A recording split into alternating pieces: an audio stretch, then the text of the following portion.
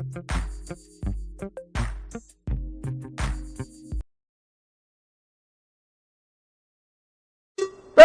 your seatbelts for the realest Eagles and Sixers YouTuber! One who plays no clickbait and gets to the point! The myth, the legend, Nicky Stees! Come to my channel, you know the deal. Yo, boy, always keeps things real. I'm simply statue, think it's fake, dropping unrealistic magic. 2K takes for the kick. Even though cats like that get views closer to the millie, never hear me preach, slip on to Philly. Before you watch the Eagles all the way through the early 22, authentic talk, forget what others do. Come to my channel, you know the deal. Yo, boy, always keeps things real. The 24/7, 365 way. Sports content for the reals that fill the day.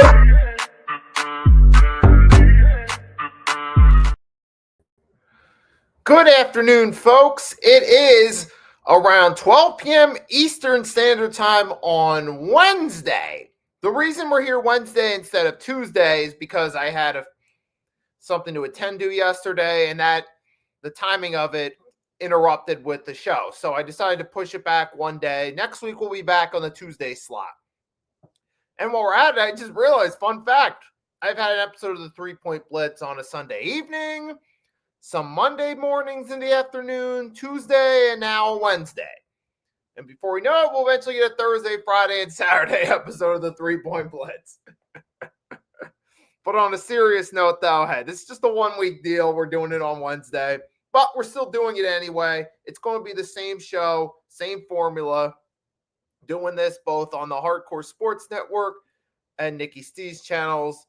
And we got Gregus and Coach Ed stopping by in the chat early, so thanks for stopping by. And with that being said, we're going to kick this off the per usual rant of the week. This week, even though he's, Philadelphia guy, Eagles fan, Sean McCoy is one of our favorite players, especially for us younger Eagle fans, I got to talk about this because as an analyst, he has recently been showing a lot of bias, but doing so, as far as him being biased, he's an Eagles fan, Eagle player. He's showing bias for the Eagles. I get it, but he's doing it in such a way that it's becoming blatant and it's hurting his credibility. And then he also gave a ridiculous take about Shedeur Sanders and Caleb Williams, saying that Shedeur Sanders is currently the better quarterback. All right, let's start off with that one. Now, we've seen it. It was late last week. He tried to imply that Shedeur Sanders is making types of plays that Caleb Williams can't make. And he's talking about how Shedeur Sanders is only a couple games into his career, implying that he's basically trying to imply that he's playing up to like a rookie Ben Roethlisberger or a rookie Dan Marino type level where they're just having this phenomenal rookie season, which Shedeur Sanders is not. He's had some moments where he's flashed some brilliance, but he's not having this great rookie season, and he's not having a better season than Caleb Williams. Number one, Caleb Williams has started the full season. Shedeur Sanders only has a handful of starts recently. Number two, the Chicago Bears are playing winning football. Caleb Williams is improving as a passer, and he's improving statistically as well. So, and we got Mitch as well. What's up? Great job last night. That's right. For those that don't know, every Tuesday at 8, we do NFL Pick'ems, me and Agent Warrior X, who's still newer to the YouTube community. But we and him do NFL Pick'ems, so definitely check him out as well. And check that out every Tuesday on the Hardcore Sports Network. And as far as back to LaShawn McCoy, the Caleb Williams thing, Williams has started all season long.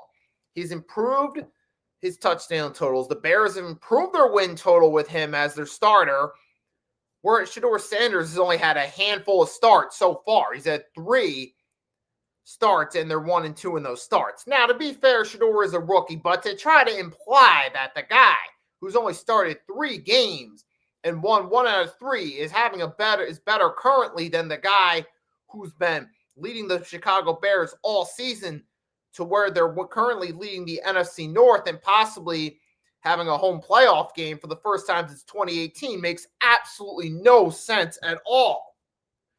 Now, maybe a year or two from now, Shedeur Sanders could be a good quarterback, but you're not telling me that he's currently better, number one. That just is absolute. Come on. It's pretty obvious. And with the Eagles thing, now I get it. He's a former Eagles player. He's going to be biased in favor of his former team. I get that. So I'm not necessarily mad at him for having his Eagles bias, but he's doing so in such a blatant way that it's hurting his own credibility. Case in point. Usually, I started to notice this recently. And it came full circle after the Monday night game when the Eagles lost to the Chargers and Hurts had 5 turnovers. He's very critical of quarterbacks of other teams. When someone like Brock Purdy had that multi-turnover game in the win against the Panthers in that Monday night game, he was very critical of Brock Purdy's performance. He's also very critical of guys like Dak Prescott as well.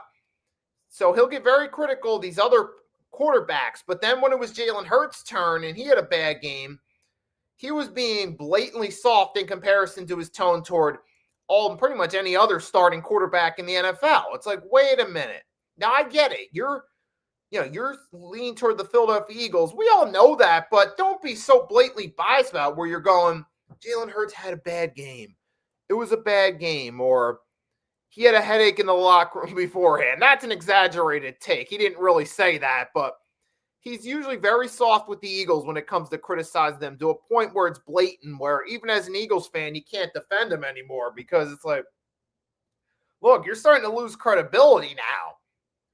You're starting to make it look like, oh, Eagles fans are you're put out that image to other fan bases that, oh, Eagles fans are Eagles people are very soft on their own team.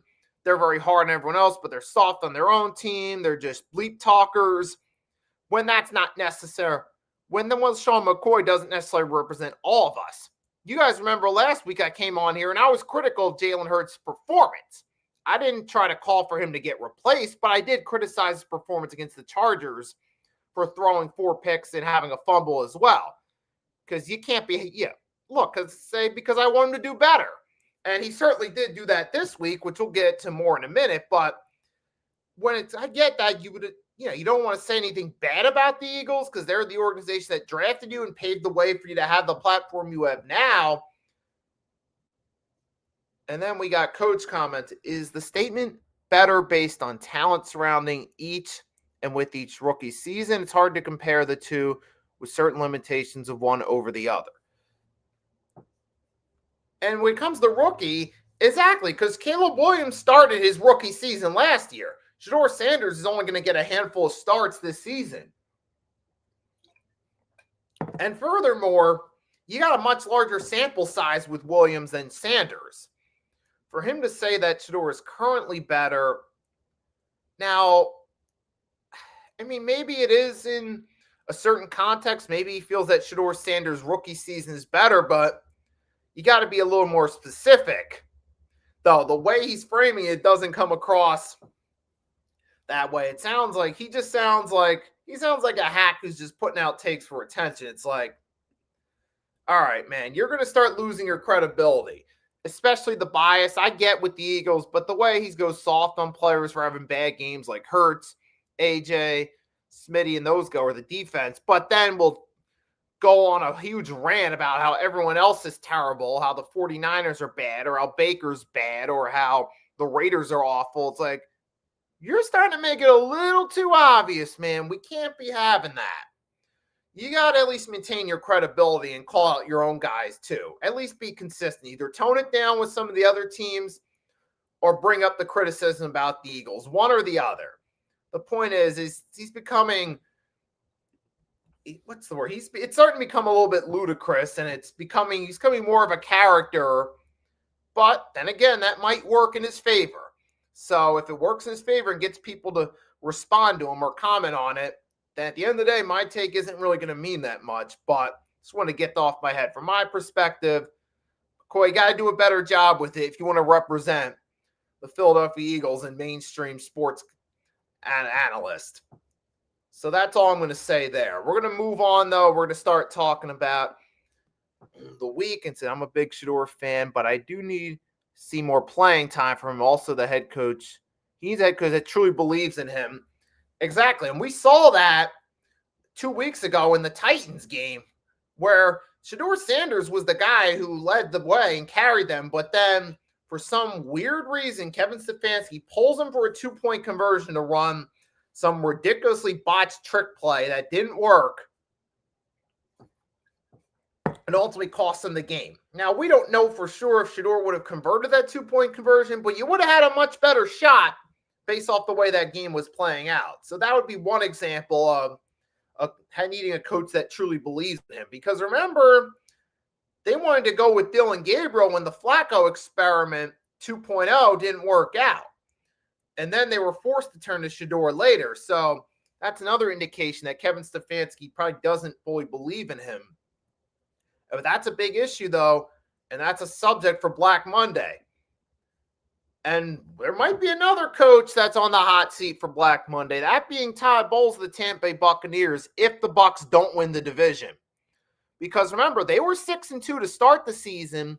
I even came on here and said they're dark horse contenders, but now here we are on December 17th, 1 week shy of Christmas Eve, recapping the Bucs dropping another game, falling to 7-7, blowing a 14-point lead over the Atlanta Falcons, who, to their credit, they came back, scored 2 touchdowns, but to their own demise, almost demise, they tried to go for it twice and failed both times.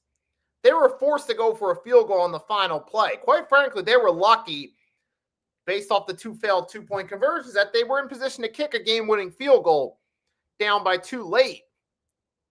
This says more about the Buccaneers falling apart late in the game than it does the Atlanta Falcons at this point. Although, to be fair, I got to give Kyle Pitts credit first. Kyle Pitts had an excellent performance. He's the first tight end since Shannon Sharp to have 150 receiving yards and 3 touchdowns in a single game. So shout out to Kyle Pitts for doing that right there. You got Pete Carroll. You got Gregor says he thinks Pete Carroll's done too. Absolutely. And speaking of Pick'ems, we got my co-host from the Pick'ems, Agent Warrior X, dropping by in the chat. Thanks for stopping by. As I said earlier, we do the Pick'ems every Tuesday night, 8 p.m. to preview the upcoming week on the Hardcore Sports Network. So thanks for stopping by. And I can't believe it, though. The Buccaneers, man, that said more about them as a team than it did the Falcons. Because here you are, you were 6-2. You're looking like a dark horse contender. And, well, to be fair, they could still win their division.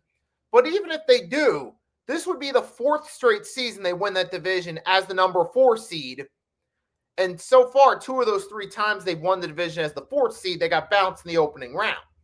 And that 2021 doesn't count because they were the 2 seed against the 7 seed Eagles. I'm talking about the 3 straight seasons they've been the 4 seed hosting a home playoff game. They got bounced 2 out of 3 in the opening. And Todd Bowles, I'm sorry, but Bowles out, not there's his own. I mean, you got to be realistic at this point. Ever since Arians stepped down as coach, they've barely won their division 3 straight years, usually an 8-9 win team at best. They've been bounced in the opening round 2 of those 3 times, and we're not even sure if this year they're going to win the division. You got to start having that conversation. Like, Todd Bowles was excellent as a defensive coordinator and helped them win that Super Bowl, but as far as being a head coach goes, it's like he had his first shot with the Jets. Now, he might get some benefit of the doubt because he didn't have the best talent. So he went to being defensive coordinator, had an excellent run there, took over as head coach, got his second chance, but now we're seeing it in his 4th season as head coach, the big collapse, and looks like they're stuck in the same spot. You got to start having that conversation. I'm sorry, the explicit rant after the game about we screwed up, we effed up, we can't do right. That ain't going to work. That's not going to save you at the end of the day when it truly comes down to it. So the Falcons, congrats to Kyle Pitts on an excellent game. Moving right along. This was a relief, folks. After weeks of just dreadful, 3 straight losses, questionable play call, we got a win. So it helped out great. We got the Raiders on the schedule. And we shut them out. Now, what can we confirm from this? A, that this defense is better than it was 2 years ago when we collapsed. I do believe if we would have played the 2025 Raiders with our 2025 offense, but our 2023 defense, Raiders would have probably gotten a few scores on us. We still would have won the game, but the Raiders would have actually scored some points. Point I'm getting at is this year's defense is better. That's the difference between 2 years ago and now. Now, the Eagles, this is the perfect opportunity right here. All you need is either one more win against, you got the Commanders twice, and then you got the Bills in between, but you got the Commanders twice. They should be able to at least win one of those two games.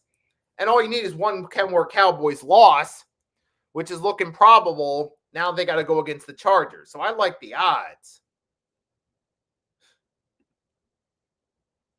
And it is, yeah, the Raiders are a dreadful team. But that's what's great about it for the Eagles. It played out perfectly in their favor. They got to go against trash masquerading as an NFL team in the Raiders, or who need to blow it up yet again. Perfect punching bag to take out their frustrations for 3 losses, come back at home, have an easy field day against the Raiders. Jalen Hurts can put that game behind him, get some confidence brewing again. A.J. Brown had a touchdown. The defense shut him down. A non-existent Raiders offense to no points. Great win for the great win to take out your frustrations on. I'll say that.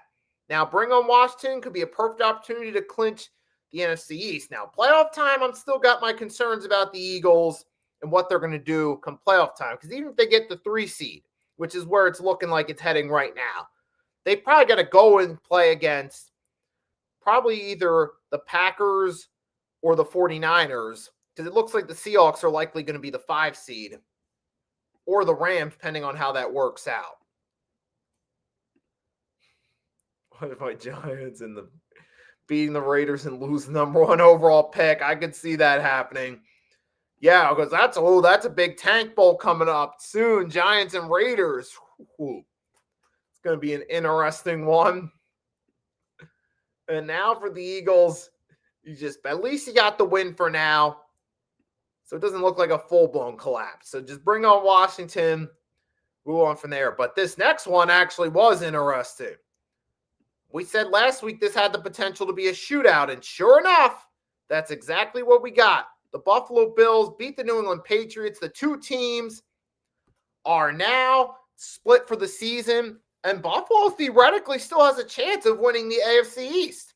It's a long shot because the Patriots have the better record, and it looks like they're probably going to win out, but theoretically there is still a chance the Bills could win that division, and that's because they got a clutch win coming from behind, falling down a few scores early. They managed to impressively turn the game around in their favor. Josh Allen did the usual Josh Allen thing of putting up good in-game numbers and fantasy numbers as well. So shout out to Josh Allen again. Excellent performance. But, he had 3 touchdowns in this one. You even had James Cook. We like to sometimes get on Cook for fumbling, but he is a good player. For some of the guys that say that Josh Allen doesn't have any help, hey, James Cook has been consistent. And in this game, he had 107 yards and 2 touchdowns of his own. So it wasn't just the Josh Allen show. James Cook delivered too. Dawson Knox had 2 touchdown passes. So to be fair, you have some web work on offense too, not just Josh Allen. Like, say you have James Cook, Dalton Knecht. You got some decent guys. See, you got some pieces here. You got Khalil Shakur is a decent option at receiver. So there is some talent there. Now, if you want to say that he doesn't have any real true number 1 elite receivers, yes, that is true. But there are guys on there that can help. And Gregor brought up a point. The Bills' defense is and has been one of their weak points throughout the season. If you look at the rematch against Miami, which they lost by upset, that was one of their weak points in that game. Even the win against Tampa Bay, their defense made it a lot closer than it should be. So you've seen times where the Bills' defense has been vulnerable, and that has been one of their weak points too. But at the same time, I got to give credit to both teams. This was a really good game. Here you had Drake May still, even in defeat, against a top-tier team. I mean, he went out there, he's all right, but he threw a pick. He got sacked a few times. It's all right, but you had Trayvon Henderson had himself a really good game here. 14 carries, 148 yards. He at least showed that, hey, he can be an impact player even in defeat. And Drake May did have 2 rushing touchdowns too. So the team at least showed, hey, they belong with the top teams even in defeat. And that can be a good morale victory for the Patriots. Even with the spot at the same time, the 21-0 blown lead is a bit of a concern. So it's like, and to some degree, yeah, it at least showed they can play and make it competitive with the good teams. But they got to learn from their mistakes, not to get overzealous when you're up big. And that's something that Vrabel and Cruz got to improve on. But this ended up being a really good game, a great offensive shootout, and it was fun to look at. So kudos to both teams. Bills are just a game back, so we'll see if there's a shot at the division or not. Well, while we're still on the subject, Reese coming off the Eagles, let's talk about what happened with them and the Washington Commanders. The Washington Commanders, New York Giants. I mean, wow. To think, I thought maybe with Jackson Dart was playing, they'd have a shot. Because the Commanders look dead in the water. But, hey, they got the win in this one in a tank bowl. So, I'll put it this way. The Commanders won the game, but the Giants win the tank. Unfortunately, Jackson Dart had to come out of the game briefly to get evaluated for a concussion. He passed the protocol. He's allowed to return. So, but I think it was a safety measure. They just wanted to make sure. But the fact that Jackson Dart's already missed time with a concussion and had to go in concussion protocol again, shout out to Agent Warrior X, my co-host on Pick'ems, who's a Giants fan, said he pushed into the urgent need to get an offensive lineman to protect Jackson Dart. Now, fortunately, he was able to return, but that draws a red flag. First, he already missed time due to concussion, and just the fact that weeks later he even had to step into concussion protocol does raise some concerns about his long-term durability. Some concerns, which is why I think the Giants would be smart, get an offensive lineman, give Dart some protection, because that would certainly help. And in this game, you could see it just wasn't that good. And Mike Kafka, my Agent Warrior X also criticized Mike Kafka's play calling too, which that's part of the problem when you have to fire your head coach mid-season. You take an interim coach who's never been a head coach before, and you expect them to lead the way. What do you expect to happen? It's not really going to work. That's like a plumber leaving a family member who's not a plumber to do a serious job. What do you think is going to happen? It's not going to work out too well when you give someone who has no plumbing experience a task. It's kind of the same thing here. And for Washington, I'll say this. The good thing for them is Von Miller passed Jared Allen for 12th in all-time career sacks. He's at 136.5. So congrats to Von Miller. That's the one good thing that came out of this. And it's crazy to think Washington hadn't won a game since October. And now the Giants also, being that the Commanders won, they haven't won a game since October. Think about it. The last team they beat was, the Philadelphia Eagles. So good luck with your tank. We'll be looking forward to that Giants-Raiders tank bowl. But moving right along, because we're actually going to talk about a team who is kind of going in the opposite direction of tanking. They actually have some potential. They're in playoff contention. They would, even if the season ended today, win the division. That's the Jacksonville Jaguars. Now, they did beat the New York Jets. Okay, they beat a dumpster fire team that's also in the tank bowl race. But on one hand, it's good it was a great opportunity for the Jaguars. Don't necessarily hate them for it. Hey, they took advantage of an opportunity against a dreadful Jets team to have an dominant performance, put up over 40 points, get the players' confidence going as they enter playoff mode. So that was good that came out of it for them. And Trevor Lawrence Now, I still don't think he's a top quarterback. Don't let the record fool you. It's about more than just that. I feel like it's the team as well. They've had a favorable schedule all season long. So that's played in their favor. Plus, you also have a pretty solid run game. Their defense, Josh Hines-Allen, is one of the leaders on that team. So I feel like those are all big factors too, as well. Because you had they played Indianapolis a week ago during the Daniel Jones game. They had the they took advantage of it.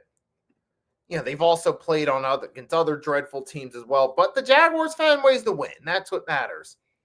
You had Trevor Lawrence had 5 touchdowns picked apart whatever's left of that Jets defense. Travis Etienne Jr. had 3 receiving touchdowns in this one. That's right, 3 receiving, not rushing touchdowns. So, and that's what led to the Jets' decision to ultimately fire Steve Wilks as defensive coordinator. I feel like on one hand, this is a scapegoat. Kind of what they did last year with Saleh. They used him as a scapegoat when it wasn't working with Rodgers. I feel like they're kind of using Wilks as a scapegoat because what do they have on defense to actually work with? You got rid of Sauce Gardner to the Colts. You let Quinnen Williams go. So you got rid of some of your best assets on defense, which wasn't much to begin with. What do you expect Wilks to do with the talent around him? You got to put the blame on the organization too. But that's been the story of the Jets for the longest time now. Always find somebody else to put the scapegoat on. Draft poorly and always find a scapegoat. And looks like that trend's continuing so far. But for the Jaguars, hey, I'm looking forward to the game with the AFC South on the line between them and the Houston Texans. We know the Texans came back and beat them earlier, and that started their turnaround to now they're at the point where they've have a nice little winning streak going, and they continue to build momentum, dominate against the Arizona Cardinals. I got to say, the more I see the Texans, it's like the talent's starting to bloom now. Early in the season, this looked like a struggling team. We were questioning about D'Amico Ryan's future. We were questioning C.J. Stroud, thinking he might have been just a one-year wonder, but now the team as a whole is doing great. C.J. Stroud, perfect job. He had a great game here against that Cardinals defense. Now, I feel like Stroud this season, the way he's been playing this season is the one thing that stops them from being true contenders because they got an excellent defense. They got Nico Collins as an underrated receiver, so they got pieces to work with. You got Dalton Schultz, who's a good tight end. Look, Texans have a pretty good team. Defense-wise, you got a lot of good players there on that defense, too. Willie Anderson Jr., you got guys like Damon Clark. Who else do you have? Who's the defensive back? You got Derek Stingley Jr. You have some pretty good pieces there. So I'm not at all in any way, shape, or form knocking them. Yeah, Aziz Al-Shaair, pretty good defense all around.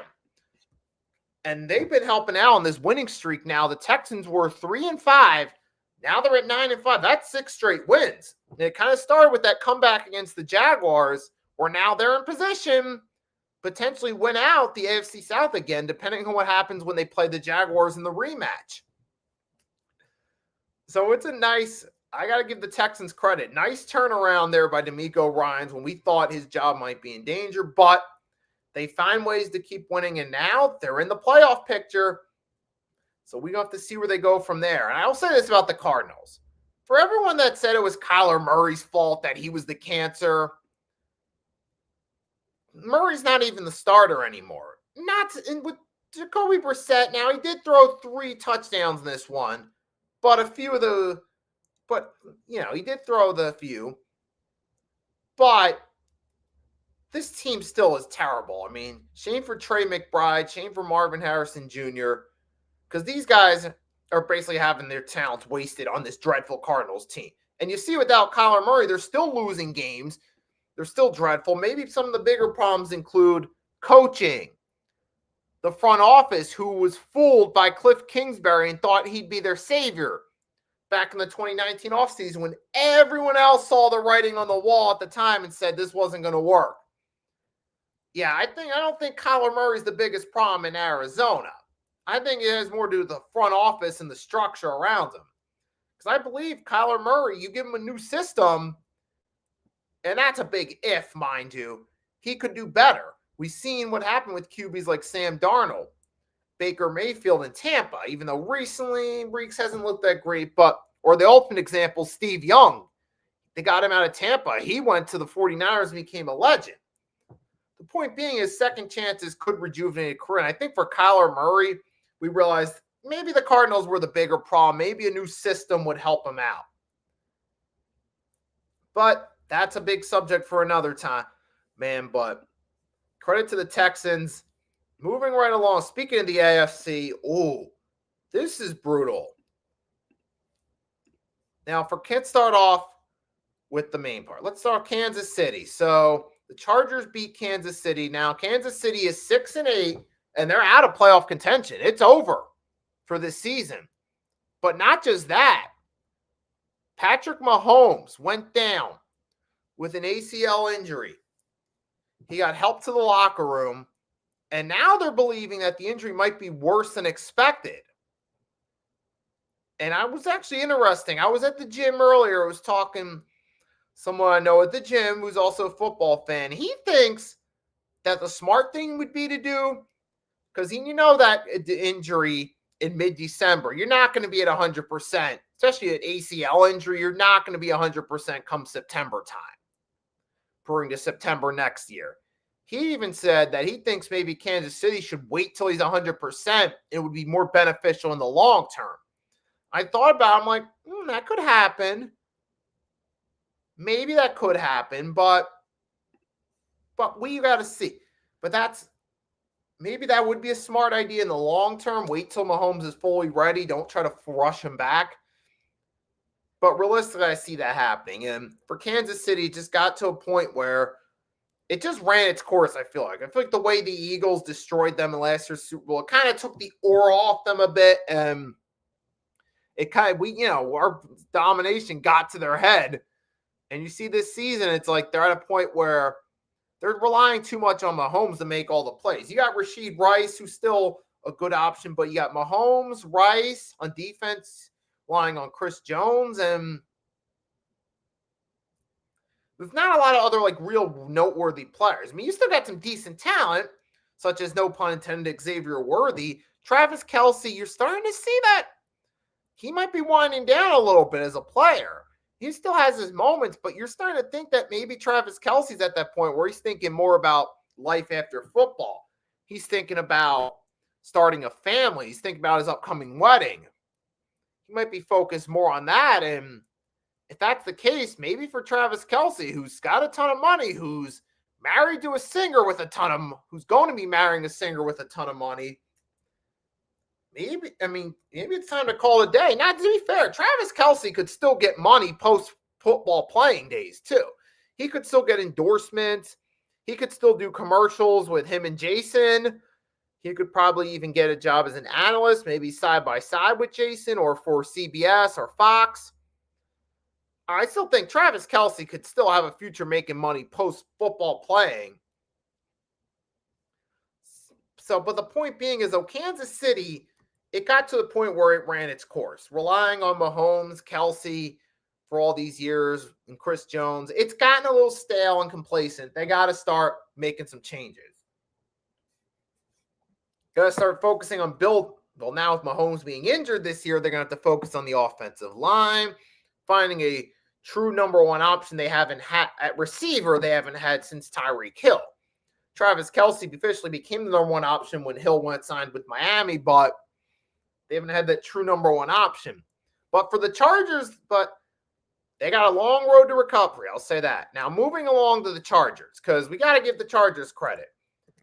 Going into the season, we thought the Chargers might be cursed because of the offensive line woes. And based off recent history, there's an understandable reason to feel that way going into the season, because the Chargers haven't made the playoffs back-to-back years since 2008 and 2009. Now, that's not official yet, but they're at 10-4. 3 games left. I love the odds of the Chargers clinching the playoffs for the back-to-back years for the first time in nearly 2 decades. And in this one, they did enough. Now, granted, it wasn't a great offensive game. You did have, scoring-wise for the Chargers, they had 1 touchdown. Omarion Hampton did okay on the ground. It wasn't a great offensive game for either team, but the Chargers did enough. And to be fair, they got 2 turnovers later in the game that played out. They got one on Mahomes early in the game before he went down. Then when Minshew filled in at the end, when the Kansas City was driving in field goal range to tie the game, they got a pick on Minshew. So Chargers defense showed up, did their thing, got a few picks to help out. And they did get 5 sacks as well, which helped them out. So it wasn't a pretty game, but the Chargers got the job done.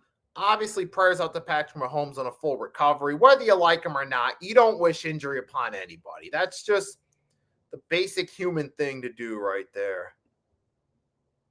And then Ties and Arku said Mahomes' ACL injury sucks. Okay, he's telling us where he was when it happened. But I didn't find out about. I didn't actually see it in real time. I was checking out the Eagles game at a bar, and then, I saw it when I got home. I got home early evening. I came back and started to look around. That's when I found the news about Mahomes' ACL injury after the game was over. But, man, that wasn't the only ACL injury. There's another one we're going to talk about when we get to the 4 o'clock games. But we got 2 more games to go for the 1 o'clock games. These 2 are going to be pretty much a breeze. So let's just say congrats to the Chargers. Another 10-win season. Likely clinching the playoffs again. But the question is, what are they going to do when they actually get there? Particularly with Justin Herbert. Because we've been there a few times before they get there, but they don't do much when they get there. And then oh, man, what? Oh, man, crazy part is, funny story. Last week on the Pick'ems, I said I think the Bengals could beat the Ravens with Joe Burrow back. The offense was looking really good, but I don't know what happened. Did Burrow just throw in the towel or something? Because seriously, this doesn't make sense. This was almost like the Thanksgiving Day with the roles reversed, with the Ravens being the one in cruise control. That's what it seemed like here. And sure enough, it kind of did play out that way. Lamar Jackson had 2 touchdowns in this one. He only had 1 pick, but they turned it around. Derrick Henry had a 100-yard game on 11 carries. I'm surprised they didn't just give Derrick Henry the ball a little bit more, considering.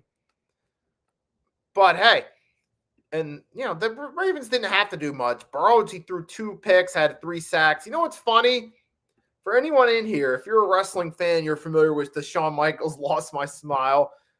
Barry McCuckner, who's a popular YouTuber, does weekly recaps. He claimed that Joe Burrow basically pulled a HBK and lost his smile. Now, I'll say this. Did it look like he gave up on the season? It looked like it from this game. It did come across that way. But for the Ravens, man, they're still fighting for their shots. They're 7-7, but they would need to beat the Steelers in a rematch to have a shot at the AFC North, which I feel if they don't get that, got to start fresh at the head coaching helm. Look, Harbaugh brought him a Super Bowl. He's gotten him to a couple conference championship games. So credit to Harbaugh for all the good things he did. But if they don't win the division this year and they miss out, it might be time to start fresh. And some people would say, why would you want to do that to their winningest coach in franchise history? Sometimes even solid or good teams can benefit from new blood. We saw Tampa Bay. They were in contention in the early 2000s. They got rid of Dungy, which actually worked out better for both Tampa and Dungy in the long term. Tampa was able to get John Gruden when he was on the outs with the Raiders, which worked out perfectly in that Super Bowl, didn't it? And then Dungy, it worked out better. He got to go to Indy, coach Peyton Manning, and win a Super Bowl. Or you see the Denver Broncos after the loss to the Indianapolis in between Super Bowl 48 and Super Bowl 50. They fired John Fox, brought in Gary Kubiak, and they ended up winning a Super Bowl with Kubiak. So sometimes if you're a pretty mediocre or good team, could replace their head coach and all of a sudden take that next step right away. So sometimes you just need a new voice to make it happen. And I think if the Ravens don't win the division, that could happen. I mean, they pretty much got a free win here against the Bengals, but it says something about this game where we're focused more on the Ravens long term than we are on the fact that they won by shutout. It says more about them playing a bad team, but moving right along. Last one. We're going to try to breeze through this one. Chicago Bears beat the Cleveland Browns. Hey, shout out to Ben Johnson. He's doing what he's doing. They put the loss to the Packers behind them, dominate the Cleveland Browns, and Shedeur Sanders looked like a rookie in this one with 3 picks. And I got to say this. Shout out to C.J. Gardner-Johnson, who's found his fit outside the Philadelphia Eagles. He got traded to Houston. He didn't really fit in there. The Ravens, he didn't really fit. But now he's with the Bears. He's had back-to-back games with a pick. C.J. Gardner-Johnson's found his niche. Sometimes, like Blaze Radio says on the Pick and Roll podcast, sometimes a player just needs to find the right fit and they can excel. So shout out to C.J. Gardner-Johnson. And sometimes in the case of Caleb Williams in the offense, a quarterback just needs the right coach to get in their ear and push them. And that's what Ben Johnson has done. So shout out to Ben Johnson for keeping the Bears in cruise control of the NFC North at 10-4. Now they got a rematch with the Packers on Saturday. They can get them back for that loss 2 weeks ago and possibly win the division. But we'll have to wait and see. But before we get into the 4 o'clock game, let's take a quick break. We'll be right back. Stay tuned because we got more to talk.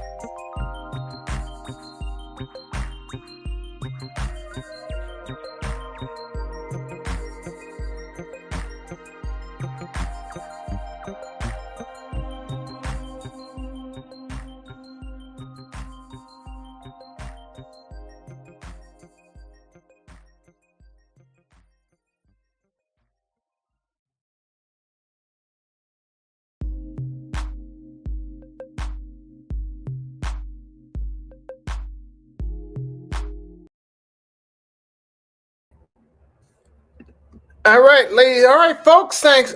We're right back after a quick break. We went through the 1 o'clock games. Now it's time to dive into discussing the evening and primetime games. And since we closed out the previous session talking about the Chicago Bears, let's talk about a game involving their NFC North rival, the Green Bay Packers. Actually, we'll have two games to talk about that involve them. First, let's talk about the main one. Now, this right here was a huge deal. First, this was a big marquee matchup between two of the best teams in the NFL, Denver Broncos, Green Bay Packers at Mile High Stadium. And it delivered in terms of being an exciting game. Bo Nix threw 4 touchdowns, which, kudos to him. I'm starting to notice a trend. Bo Nix, regardless of whether he's playing great individually or playing solid, the Denver Broncos are a good enough team to do what they need to when needed to. I think the Broncos went into this game knowing in the back of their minds, like, oh, we're playing against the Green Bay Packers. We're probably going to have to score a lot of points here. And they did just that. Denver Broncos took care of business. They maintained grip with home field advantage in the AFC in what was a rematch from Super Bowl 32, and a pretty good one, too. You had 4 touchdowns there. Courtland Sutton led the way receiving. But there is one big story for the Packers that they got hurt at the worst time imaginable this season. That's because their star player they traded for during the offseason, right before the start of the regular season, they had a trade. They got Micah Parsons, and Parsons goes down on a non-contact play. And he even had a forced fumble earlier in the game before he went down with the injury. Now, that's a big concern for the Packers because you're taking the Green Bay Packers defense with Parsons versus without him. I kind of compare it to those mid-90s Bulls versus without Michael Jordan. With Michael Jordan, they were the show that ran the NBA. Jordan, Pippen, Phil Jackson, Ron Harper, even Dennis Rodman eventually joined. They were the team that ran the league. And then you had without Michael Jordan, they still had Coach Phil, still had Scotty, still had Harper and those guys, and they were still a good team. But missing Michael Jordan made them a whole different team. And I feel like the Packers defense, that's what it's like this year. Because they've been elite all season with Parsons. And even without him, they still have a pretty good team. They have Jeff Hoffley as their defensive coordinator. He did good with them last year. They still are a good team without him, but without Parsons, it's kind of like those Phil Jackson Bulls without Jordan. They're still good, but they're not going to be at their best. And that's kind of what I see here with the Packers. And that's going to be a concern for them. Now they got to go up against the Chicago Bears in a rematch at Soldier Field. But don't get me wrong, the Packers still have a solid team around them, but wasn't the only player that left with an injury, too. You also had, was it Dobbs or you had Parsons is out.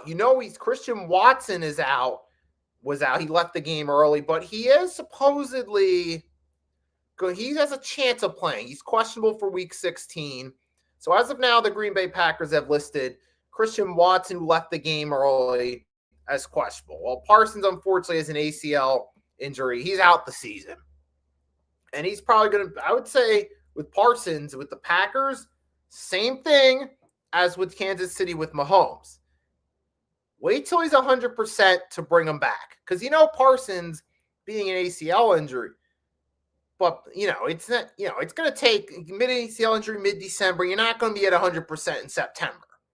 It's one of those injuries that takes a long time to make a full recovery from.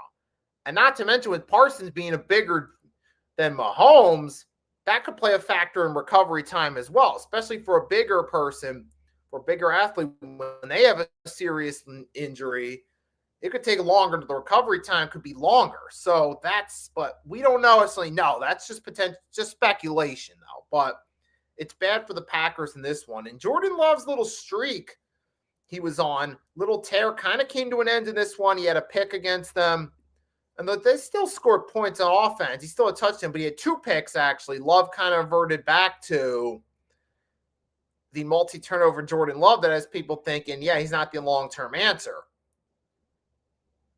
So that's a big concern for them right there, but it is one game. Packers are still 9-4-1. They're likely still going to make the playoffs, but they fell to the 7th seed.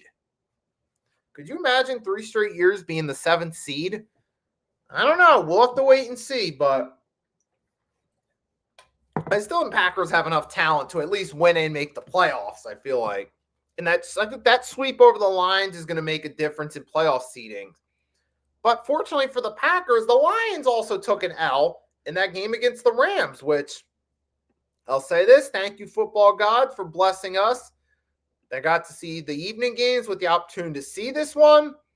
This was a really good offensive game. We had, this is what we expected. 2 offensive juggernauts going out there, just trading blows. Kind of reminded me of like the 49ers Saints game from the 2019 season without as many points, though.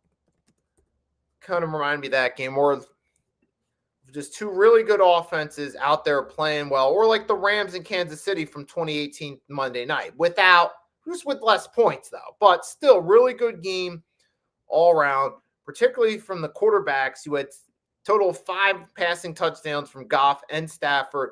Both of them looked really good in this game. But you had the running game for the Lions was a little bit slower. You had Jamar Gibbs, David Montgomery. Neither amounted to 40 or more yards individually. And they, respectively, as a team, only got, 60 yards as a team. 38 for Gibbs, 32 Montgomery. They got 60 combined rushing yards, which is not very characteristic of the Lions. But got to give the Rams defense credit in that. That does make a difference. I know the team's like, hey, was up the Nest out west? Stopping by my stream. I haven't seen your name in a while.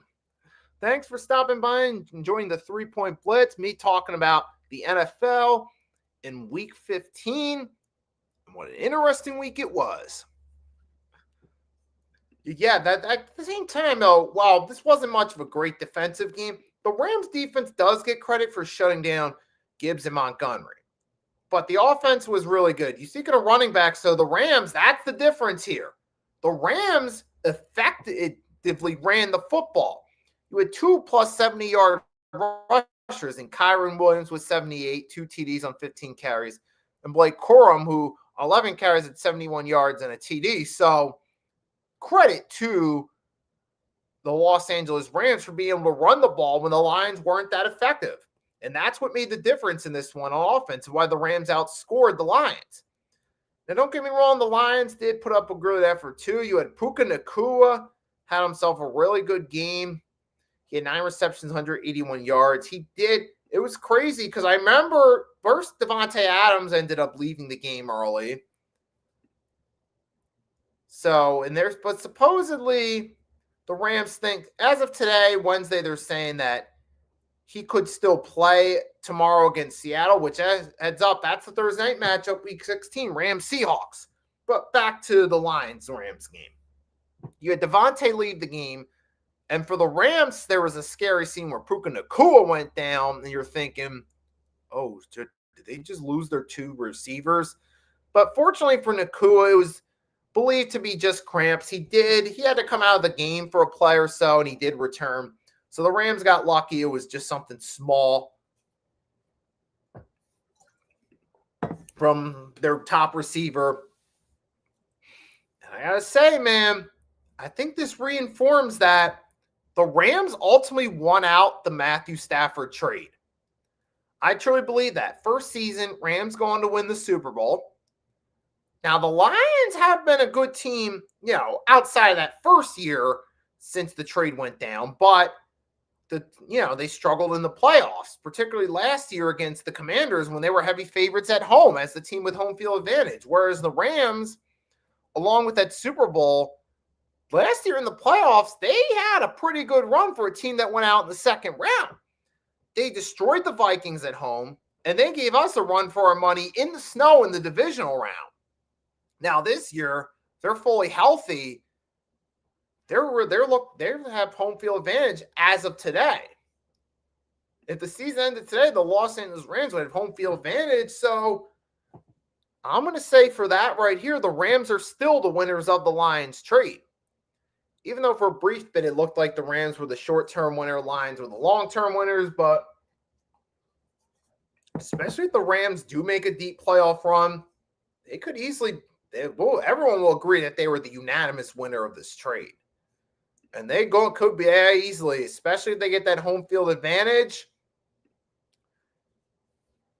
I got them in this one.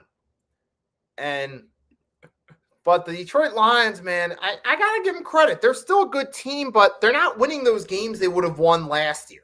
Last year, they dominated consistently through the regular season. But this year, they're having a lot of games where they're putting up a valiant fight but falling up short, i.e. the Los Angeles Rams game, i.e. Thanksgiving versus the Green Bay Packers.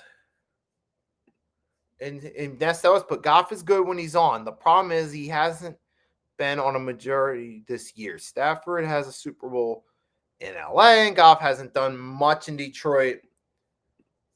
Right now, outside of, good regular season games, no, Jared Goff really hasn't done anything spectacular. Even back when he was with the Rams, the year they got to the Super Bowl 53, remember what happened when Jared Goff got to the biggest stage in the biggest game of his career? Fell flat. So now we're starting to see why the Rams wanted to go for Matthew Stafford.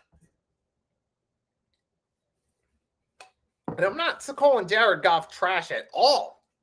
I got him as a lower top 10 quarterback, but it's games like this where the Lions put up a good effort but fall short. That's why I don't got him as an elite quarterback. And I got to say,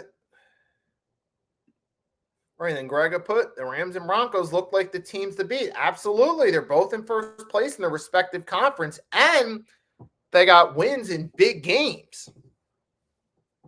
So, shout out to the Rams, man. Keep an eye on them come playoff time. And for the Lions, man, I think a lot of these close losses are going to be the reason they probably miss out on the playoffs.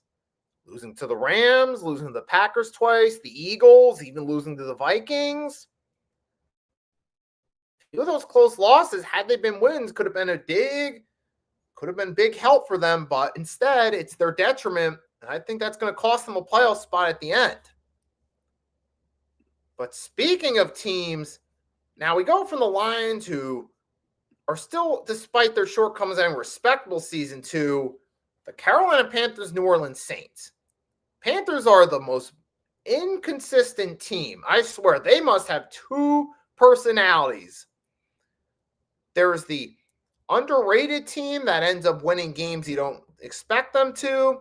And then there's the old, crappy Panthers we come to know in recent years. And in this game against the Saints, particularly late in the second half, the Panthers reverted to their old, crappy self we've come to know in recent years. I'm sorry, man, but what was this? I mean, come on. I mean, I'm not trashing the Saints or taking anything away from them. They did, to their credit, come back and win the game. And you got to wonder now, with the Saints winning 2 games recently, even though playoffs are way out of contention for them, you got to wonder if the Saints are finally starting to find something a little bit with Kellen Moore. Because we've seen this happen before. Remember Dan Campbell's first year? Detroit started to show a little spark in December.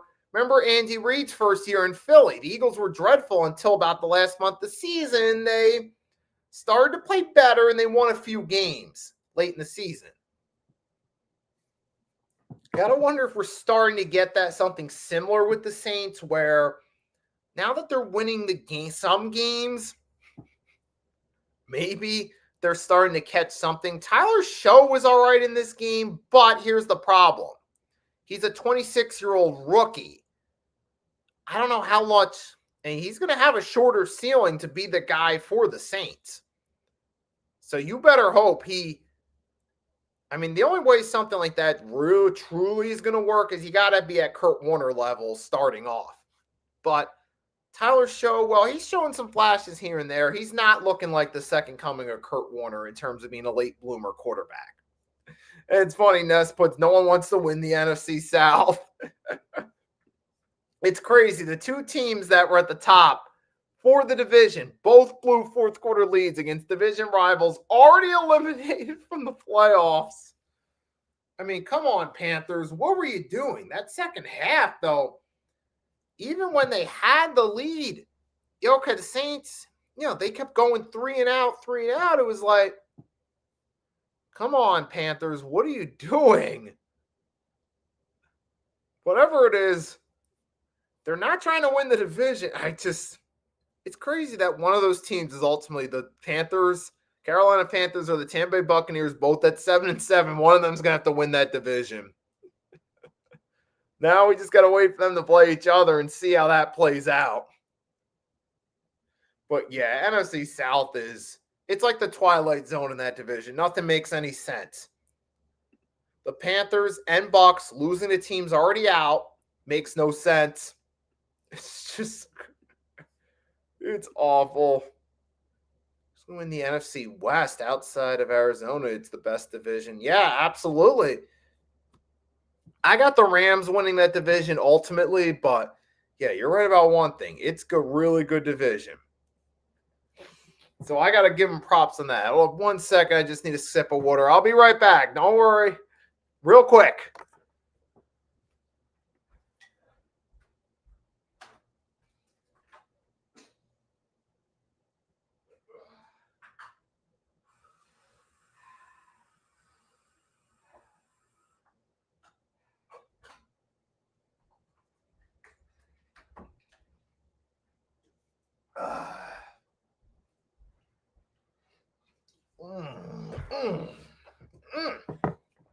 All right.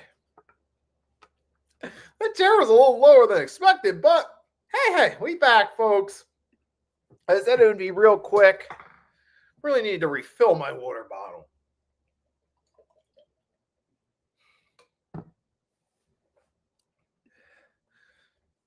All right, one more sip of water. We'll be right back to it.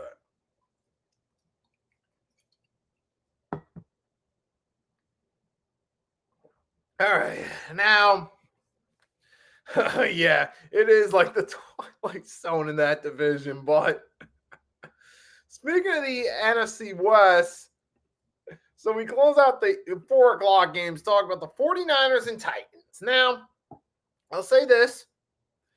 Shout out to the 49ers on the win. It was against the Tennessee Titans, who are in tank bowl contention, but a win's a win. At the same time, it's like, I feel these games late in the season for teams that have gone against, you get those easy games late in the season. Like for the 49ers, the Eagles against the Raiders. Now 2 out of 3 of your final games are against Washington. That can actually be, sometimes that can be your friend late in the season. You can play those easy games, get those wins, and build momentum going for January. And we know from history proves momentum is key heading into January. We've seen the 05 Steelers. We saw the 07 Giants. We've seen the Eagles last year. We see how important that momentum can be late in the season headed playoff time. So I'll say this. It's important for the Niners. Now, the score says it was only 13 points and it says it was semi-competitive, but it really wasn't that competitive because the Titans scored 2 touchdowns in garbage time to make the game look a little bit closer. It was already 37. It was already out of reach. Titans only had 10 points entering the quarter. They had to score 2 touchdowns, make it a little bit closer. Tony Pollard ended up stat padding to 104 yards, but it just wasn't that good of a game, though, for the Titans. 49ers did what they needed to do, beat up on a bad team. Brock Purdy, yeah, he threw 3 touchdown passes. I mean, he's at least consistent in these situations. In favorable situations, he does put up good statistical numbers. So he at least does that effectively. And in this game, it was good enough to lead the Niners to a game that was more lopsided than the final score will tell you. And Christian McCaffrey had a touchdown as well. Kittle had a receiving touchdown. Jawan Jennings caught 2 touchdowns. Excellent offensive performance for the Niners on a glorified punching bag just to build momentum. So credit to them. And the Niners, hey, I could see the Niners making a deep playoff run, even as a wild card, because they've been in this situation before. They've been there before with Kyle Shanahan numerous times. NFC Championship game appearances, Super Bowl appearances. The one thing missing from them is a Super Bowl win. But the Niners are back, put last year behind them, and they'd still be a dangerous team come playoff time, even if they're not the NFC West champions. So don't take them for granted, even if they end up being the 6th seed. But speaking of playoffs, it's ironic that the Minnesota Vikings, who are already out, ended up actually having a field day against the Dallas Cowboys and that dreadful defense. Oh my gosh. I want to ask a question for the chat. Do you feel as though that what's going on currently with this streak and this momentum that the Vikings have built, is this them taking advantage of bad teams like the Commanders or terrible defense like the Cowboys? Or is J.J. McCarthy finally starting to find something? Because we got to remember, maybe got to ask, do you think we're a little harsh on J.J. McCarthy because they weren't up to the same standards that Sam Darnold had last year? Did we kind of let the fact he's a glorified rookie get past our head? Were we a little bit impatient in our assessment? Or do you think McCarthy's having a little lucky streak? I'll let you guys debate that. Because he has been good the past couple games. He even had the walk-in touchdown where he did the gritty. That was funny to see. And it was just hilarious, this Cowboys defense, man. See, that's what happens when you trade away your best defensive player.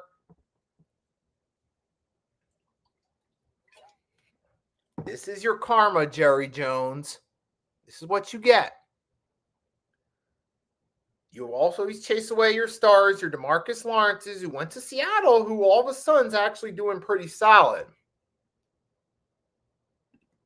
Oh, and speaking of Seattle, there's one more thing I wanted to discuss.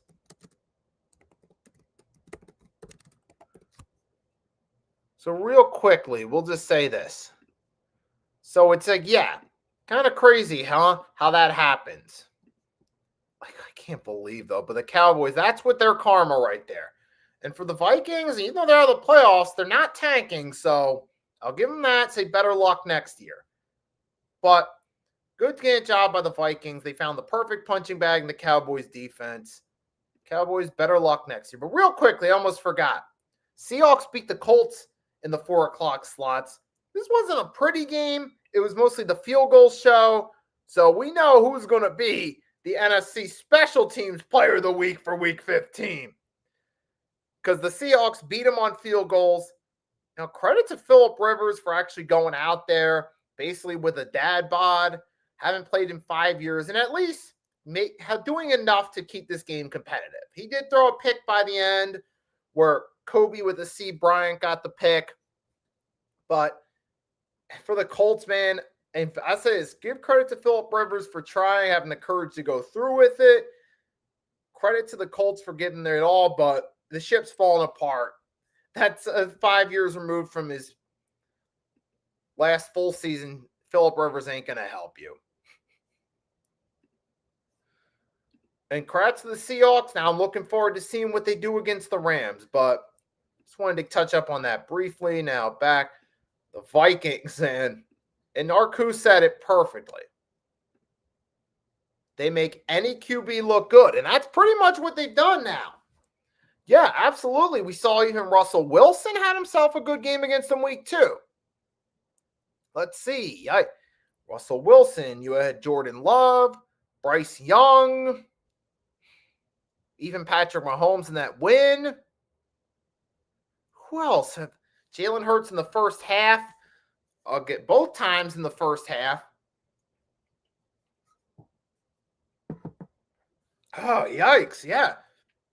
And that Cowboys defense has been even Mariota looked decent against them. yeah, that's their karma. And for the Vikings, we'll just see what they do going forward. But this game, it's interesting. I view this game as karma for the Miami Dolphins and business per usual by the Pittsburgh Steelers standards.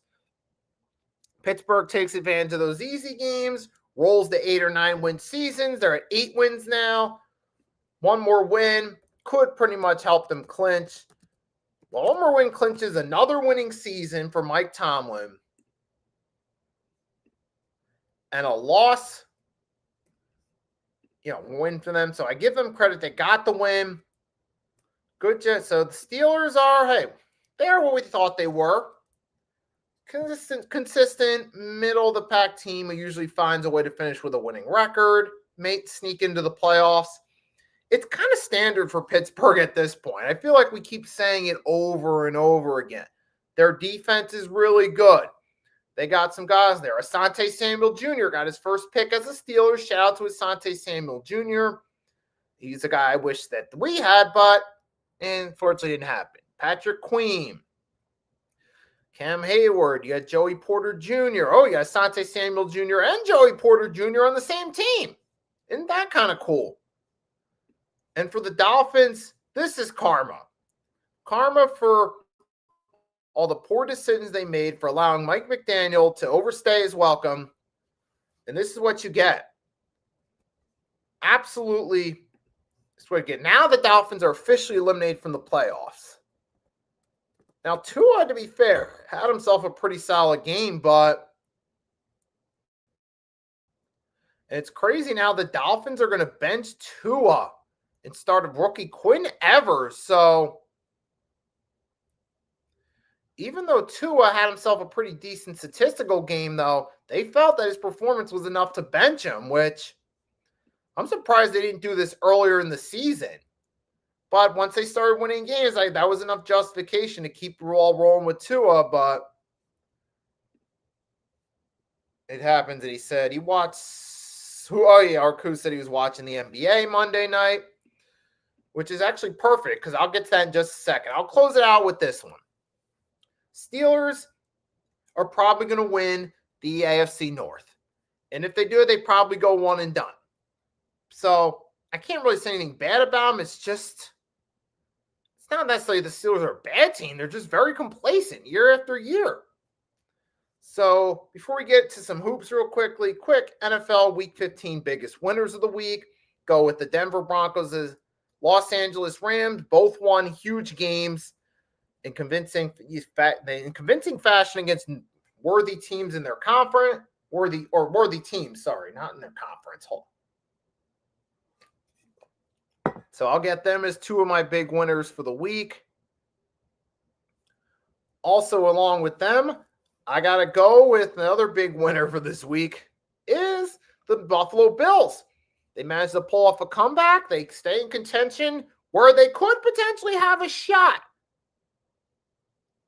They could have a shot at winning out the AFC East and having a home playoff game. But that remains to be determined. But the win saved Buffalo's chances of a home playoff game for now. So I give them credit. They managed to come back. They fell down 21-0, but they came back from adversity and won. So I give them that. Week 15, the three biggest losers for Week 15. I was going to go the Raiders, but that'd be beating on a dead horse. I'll have to go with Kansas City Chiefs as an organization for a big injury to Patrick Mahomes and losing out in the playoffs. Got to go with the Packers as well because you lost Micah Parsons, your league defensive player for the season. And that's a huge blow for them. Even with a winning record in a competitive effort, it's a big blow because of the circumstances behind the loss, the consequences of losing their best defensive player. And with that, the third biggest loser, I'll go with the Lions. Even though they're still a good team, this loss could be the difference between them getting the 7th seed or missing out on the playoffs completely. So, and this was a must-win game, too, especially for a team that dropped to the Eagles, dropped to the Packers twice, dropped to the Vikings. They needed this win, and they didn't get it. So that could be the difference between playoffs and sitting at home all January. So I'll consider them losers for that right there. because of the consequences. But that's it for the NFL. But before I go, I'm going to talk a little bit about hoops now. Because last night we had the NBA Cup. And it's going to Greg and put, for here's what he put first. Raiders and Giants for the first pick. Oh, that, folks, right there, Raiders and Giants. That's the ultimate tank bowl. Ultimate tank bowl. I mean, I don't think we've seen a tank bowl like that since 2005 season, week 17, New Year's Day 2006, Houston Texans 2-13 versus the 3-12 San Francisco 49ers. 49ers won the game. Texans got the number one pick that year. A Raiders-Giants tank bowl would be a tank bowl we haven't seen since that game in 2005. But we'll have to see. It'll be something to watch for comedic purposes.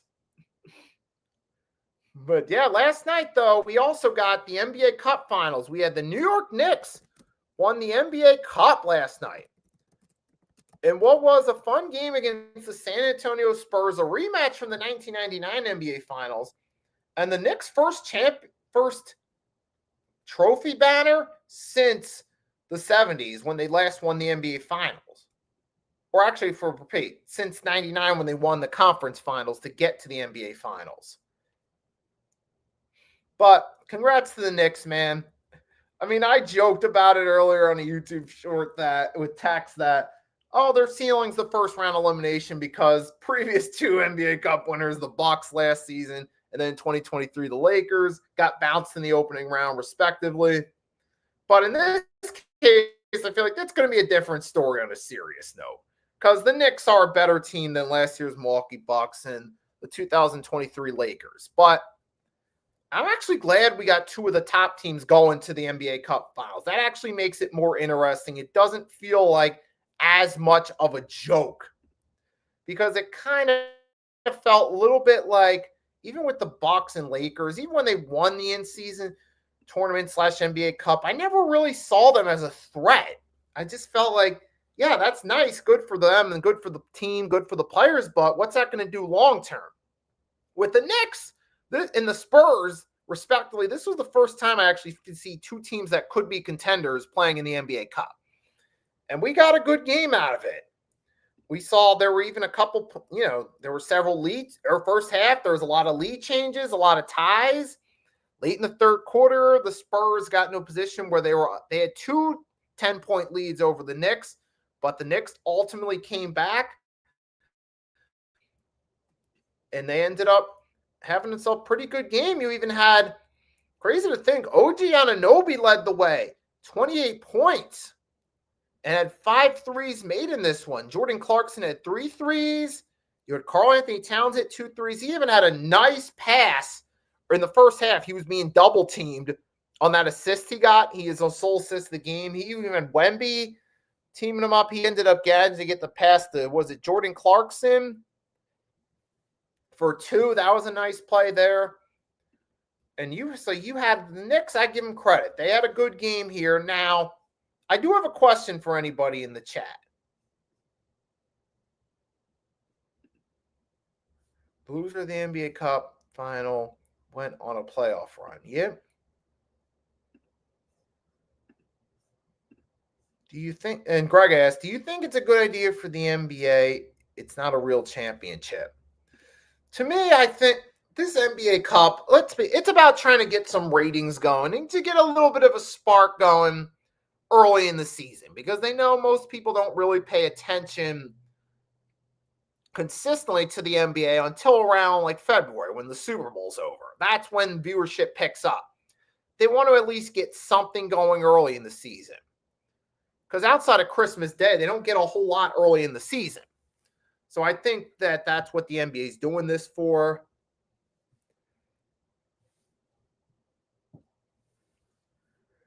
Two years back, Pacers went to Eastern Conference Finals and the of course, now in the Thunder last year won it all. Right. Yep. And it's actually interesting because, like I said, with the Spurs, I said at the Spurs and Knicks, I see two contenders playing each other. Remember the Spurs, even though they lost the game, it's not going to really hurt them that bad because it's just an in-season tournament, which once the season's all over, doesn't have implications at all. The implications of this one are going to be meaningless in the long haul come playoff time. Would you rather have an in-season tournament or NBA Finals? I think most of you are going to agree you'd rather have an in-season, you'd rather have an NBA Finals. And it's cool because they actually had a nice road there. They beat the Lakers. So they beat one of the top teams out west. Then they beat the defending champions in a close game, 111-109. And they fall short against the Knicks, but they put up a valiant effort. So I'm impressed with the Spurs going against other top teams out west. They managed to beat the Lakers, the defending champs. Now, it's going to be different come playoff time in a best-of-7 series because you got to beat a team 4 times, and you don't know who's going to be healthy, who's not going to be healthy come playoff time. So that's going to be interesting right there. So, but I do like what we've seen from the Spurs and from the Knicks. This is what happens when you get teams with depth on the roster. 76ers, take notes. I mean, the Sixers, they have tried to get depth on the team, but they haven't been as successful in terms of actually getting the right pieces there that could really make them a contender. Whereas you've seen teams like the Denver Nuggets, the Marcus team, the Thunder, the defending champs. You've seen the Boston Celtics a few years ago when they had all those depth pieces there. And that's why Boston keeps trading away, making trades to get future seconds because they know they're going to need those depth guys a few years from now because a lot of the role players come and go in today's NBA. You're even going to see with the San Antonio Spurs in a few years, you're going to see the guys like Castle and Vessel and those guys start to go on the move. Even the Knicks, when they went for Karl Anthony Towns, they had to give up DiVincenzo, who was one of their depth guys. Eventually guys like Josh Hart, they're eventually going to get looks from other teams. Other teams are going to try to make them offers. So the Knicks aren't going to be able to retain all those guys forever. That's why you got to strike now. And you got to keep retooling your rotational pieces because eventually, even for the Thunder with their big 3, eventually somebody's going to go get an offer somewhere else someday down the line. It's not going to happen right away, but eventually someday down the line. That's why, and that's the thing too, the Thunder still have a bunch of future draft picks too. That's why their rebuild has been so successful because they got a bunch of future picks when they trade away Russ and they trade away Paul George in late 2010s. And they've used that to rebuild that roster to what it is now, a championship contender. So what we learned from the Knicks and the Spurs point is when you got teams with players that can make plays, in the Knicks case, you got, of course, Jalen Brunson. You still have Karl Anthony Towns, OG Anunoby, Josh Hart, Jordan Clarkson. You have good pieces around you. That can make you contenders in the long term. So on to that. There's nothing really big to talk about in the NBA right now beside that. So now the NBA Cup's over. For NBA, we'll kind of glance at it for a week, but we're really not going to, unless something big happens, we're not really going to talk a whole lot about it until around Christmas time for the Christmas Day spectacles. But I'll say this. Congrats to the Knicks on winning the NBA Cup. Best of luck doing more to give the Cup credibility come playoff time. So I'll leave it at that for this. For everyone that stopped by, Arku, Grega, Coach Ed, Agent Warrior Mitch, thanks for stopping by in the chat. I hope you enjoyed this stream. The Nest Out West who stopped by for the first time in a while, I'll definitely have to check out your channel, see what you're currently doing. So thanks to everyone that stopped by. You guys made this stream a lot of fun coming in on my Wednesday episode. But next week we'll be back at Tuesday. I don't have any obligations at the moment. But anyway, thanks for tuning in. If you don't catch me the rest of the day, have a great rest of your day. It's your boy Nicky Stees signing off. Catch y'all later.